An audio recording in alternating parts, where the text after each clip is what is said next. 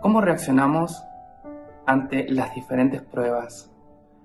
¿Cómo reacciona nuestra fe? ¿Cómo reaccionamos ante las posibles respuestas de Dios ante nuestras oraciones?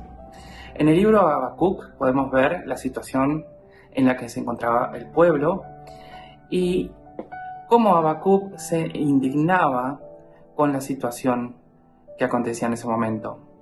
Era un pueblo violento, un pueblo que estaba en pecado, y Habacuc no toleraba, estaba sufriendo por esta situación y se quejaba con Dios. En el primer capítulo podemos ver la primera queja de Habacuc y le dice en el versículo 2: ¿Hasta cuándo, Señor, he de pedirte ayuda sin que tú me escuches? Versículo 3: ¿Por qué me haces presenciar tanta iniquidad? ¿Por qué toleras tanta maldad? Y si seguimos leyendo, el libro de Habacuc tiene solamente 3 capítulos, podemos ver que Dios tenía una respuesta para Habacuc, para la cual Habacuc no estaba preparado. Y volvió a quejarse ante el Señor. ¿Por qué iba a permitir que el pueblo de Babilonia sometiera al pueblo de Israel? Y el Señor volvió a responderle.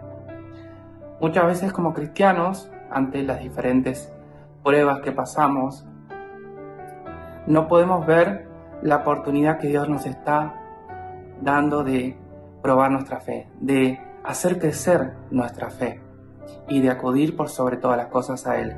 En este libro podemos ver que a pesar de que Habacuc se quejaba y no estaba muy conforme con la respuesta del Señor, él tenía una relación muy estrecha y muy íntima con Dios. Por eso él se quejó directamente con Dios. ¿Cuántos de nosotros, en vez de quejarnos, cuando nos ponemos tristes, cuando no nos gusta algo, cuántos de nosotros acudimos al Señor? Quizás muchos de nosotros no acudimos a Dios en oración para transmitirle nuestro pesar y acudimos a otras personas o nos guardamos esa amargura por dentro. Que esta palabra nos ayude a entender de que en toda situación tenemos que acudir a Dios en oración y que tenemos que estar preparados para las diferentes respuestas que el Señor nos puede dar. En el versículo 5 dice: estoy por hacer en estos días una obra que si se la contara, no la creerían. Esto le decía el Señor a Habacuc.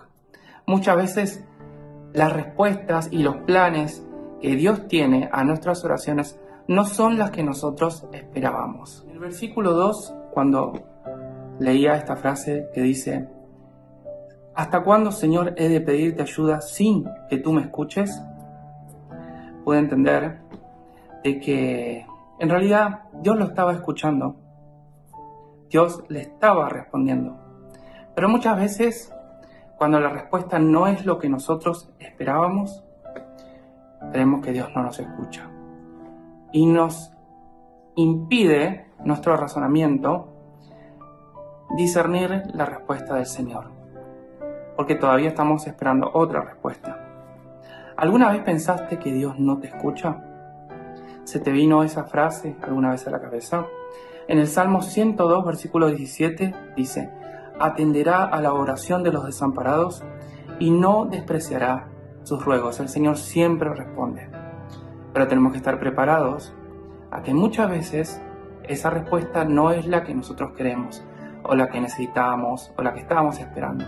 Es la respuesta que Dios quiere, el plan que Dios tiene para nuestras vidas. Dios está trabajando y responde todas las oraciones.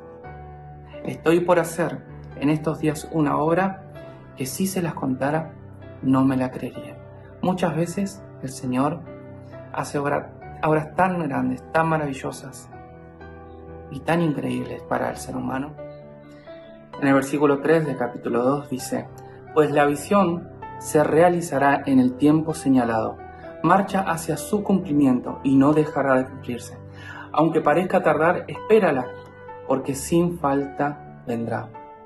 Tenemos que saber esperar, tenemos que saber orar, tenemos que saber quejarnos con Dios, transmitirle todo lo que hay en nuestro corazón, pero también tenemos que saber que Dios tiene muchas y múltiples respuestas y muchas veces la respuesta va a ser la que esperábamos, pero muchas otras veces la respuesta no va a ser lo que nosotros esperábamos, pero siempre la respuesta de Dios es mejor. El plan de Dios es mucho mejor que el nuestro.